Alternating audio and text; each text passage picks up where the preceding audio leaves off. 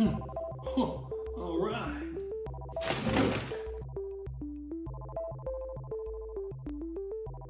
Hey everyone, Sidey here, Sidewalk Runner for long, and welcome to another episode of Food Friday in the Concrete Kitchen. I hope you're eating well and staying safe. A number of years back, actually when I was in my first apartment, I tried my hand at making my own bread, and the results didn't turn out too good. I didn't use the right flour, I'm pretty sure I underbaked it, and started growing mold after 2 days. But at least it tasted good when it first came out, and I enjoyed the process of trying to do it. But alas, since then, I've never tried it again. But we're Team Sidewalk, we don't give up, which is why I'm going to try making not one, but 2 breads today, challenging myself to try to redeem what I did so many years ago. Let's get this going. So what exactly went wrong all those years ago? Well, the first mistake I did was use all-purpose flour. Not saying you can't use all-purpose flour, but there's a reason why bread flour is preferred. Simply put, the protein content is higher, which allows gluten to be more developed and therefore builds into a much better bread when the yeast is activated. And so today, my friends, let us make a pledge. Repeat after me. All-purpose flour has no purpose here. Repeat. All-purpose flour has no purpose here. Good. Now we are on the same page. So yes, you can use all-purpose or whole wheat or whatever have you, but today we're using the bread flour. This is by King Arthur. I've used them before. It's a good quality flour. Now I've seen a ton of different recipes out there, all with different measurements, all with different styles. Frankly, I don't know who to believe. If you think you got a good bread recipe, go ahead and comment it down below. I'm kind of curious on what you guys have come up with. So while everybody else has their own method, we're going to try King Arthur's method of doing this recipe, which is literally just combine the ingredients, let the dough rise, put it in its respectable containers. This one's going to be a bread loaf pan and a flat pan, which I'm going to use to make mountain bread, and we'll see how it comes out. One thing I'll say that all these recipes seem to agree on is the yeast that they're using, which today we're going to be using the Fleischmann's Rapid Rise Instant Yeast. You can pick this up near where the flour is found. There is also another kind that we can talk about called the active dry yeast, which is basically the same thing as the instant, but you have to hydrate it with water beforehand, which, so it's an extra step, big deal. I just prefer the instant. The one we will not be using is this guy, the pizza crust yeast. Does this look like a pizza crust to you? No, that's another episode. You heard me. One big thing about the yeast is that we have to have it within a certain temperature range. If it's too hot, it'll kill the yeast. If it's too low, it won't activate the yeast. So we're actually looking for a temperature range of 100 to 110. So anywhere in between that's good to go, which is exactly why I'm employing my thermometer here. It's a multi-purpose thermometer, instant read, and it actually works well with liquids, so we're going to do that as well. So to heat the water, you can use the stove, you can use the microwave. I happen to have a fancy tea maker here that allows me to set the temperature, which I'm going to make sure that it's still 100 to 110. So we're going to get this started now. So the recipe on the bag calls for just one big loaf of whatever we're using. Since I'm going to actually do one with these toppings right here, I'm going to split the recipe in half, and that's why we can have 2 loaves by themselves. In this demonstration, I'm dividing the ingredients, but the measurements are the same. So in a large bowl, combine 4 cups bread flour, 1.5 teaspoons of salt, and 2 teaspoons instant yeast. Once the water is in the right temperature range, pour the 1.5 cup warm water into the mix, and combine until all of the loose flour is absorbed. Then knead the dough for a couple of minutes to ensure a smooth and consistent texture.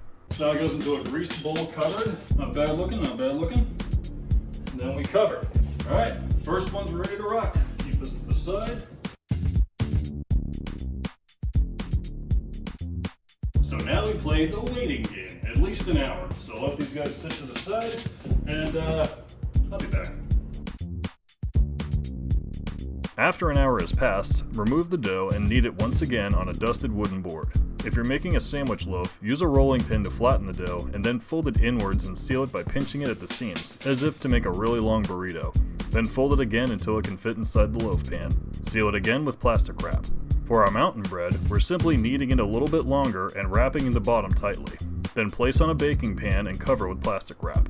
After letting the dough rise for an additional 45 minutes, remove the plastic wrap and bake inside a 400-degree oven for 30 minutes. Alright, they should be done. It's been at 400 degrees for about a half an hour, and I took a quick peek and it is nicely brown at the top, so let's have a look. Should probably get my oven mitts.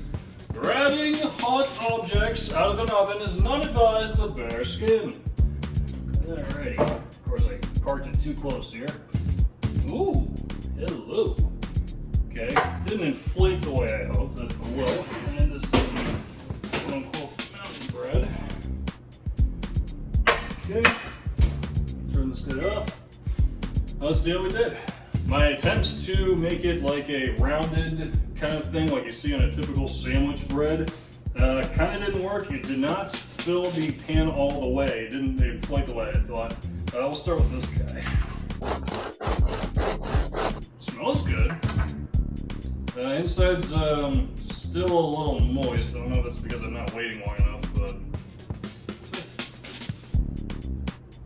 I mean, it definitely needs more salt. I can taste the herbs. It just needs more. It definitely needs more flavor overall.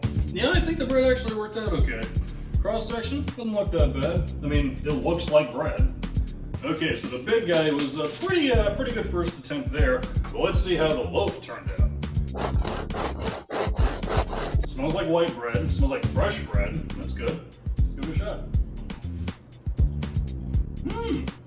Comparatively, I'd say the loaf came out a lot better. And I'm not saying that this isn't good either, but I think something with the herbs maybe threw off the mixture a little bit. I'm gonna have to play around with it a little bit more. But this guy, I'd serve. You know what? If I had in-laws over, I'd serve this. I'd serve this table side with some olive oil. This is good.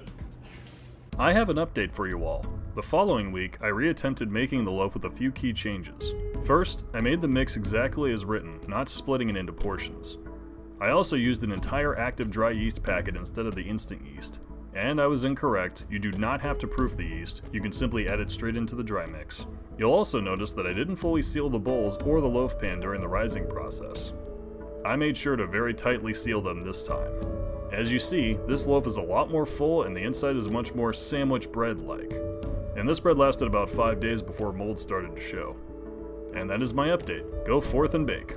Being it's only my second attempt at doing bread, I'd say I did a pretty fair good job. Obviously, just like Severus Snape when he was making potions and eventually became the master of potions at Hogwarts, I gotta play around with the recipes a little bit, change a few things around, maybe knead it a little different. Got some stuff to play around and experiment with. But until then, I'm giving both of these guys a 3 out of 5 sides. They are good for what they are. I don't know if they would keep well if I just let them sit, so I'm probably gonna finish these throughout the week. So, there we have it, my second attempt at bread. So thank you everyone for coming along on this Food Friday adventure with me. Don't forget to hit the subscribe button and join Team Sidewalk as we continue running down our path to greatness. Thank you all so much for joining me here in the concrete kitchen once again, and until we bake again, have a happy Food Friday. Keep on running.